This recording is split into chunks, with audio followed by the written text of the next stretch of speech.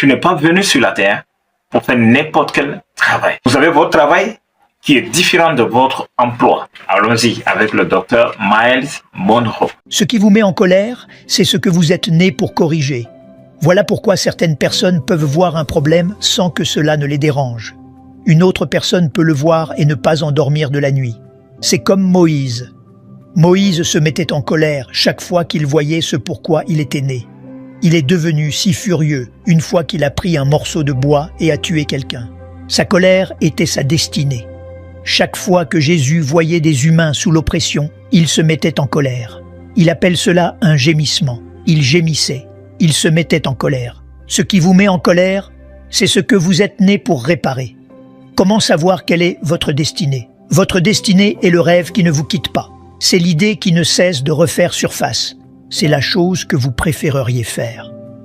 C'est pourquoi votre travail devient une telle source de frustration. Si vous faites ce pourquoi vous n'êtes pas né, votre travail vous frustre. Voici un passage de l'Écriture que je veux que vous reteniez.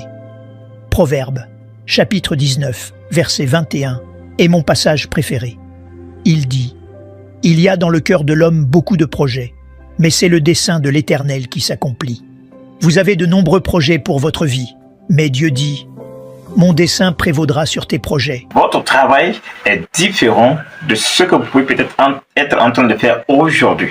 Votre travail seul peut vous apporter bonheur et succès dans tout ce que vous pensiez bon pour vous. Donc, c'est une colère qui monte en vous, à l'intérieur de vous.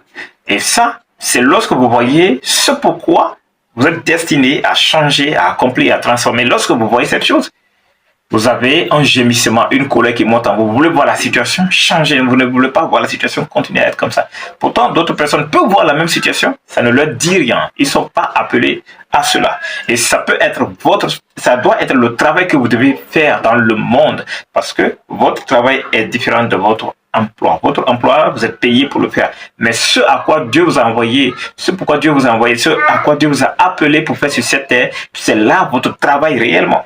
Un rêve, normalement, c'est ce qui t'empêche de dormir la nuit. Pourtant, d'autres personnes pensent que c'est le rêve, c'est ce qu'on fait pendant qu'on est couché en train de dormir. Non, un rêve, c'est ce qui t'empêche même de dormir la nuit parce que tu penses à ça nuit de jour. C'est ce à quoi vous êtes appelé pour changer quelque chose. C'est le travail.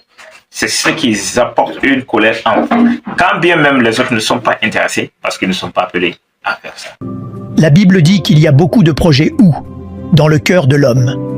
Voyez-vous, l'homme s'assied et dit « Voici ce que je veux comme carrière, comme vocation. » D'ailleurs,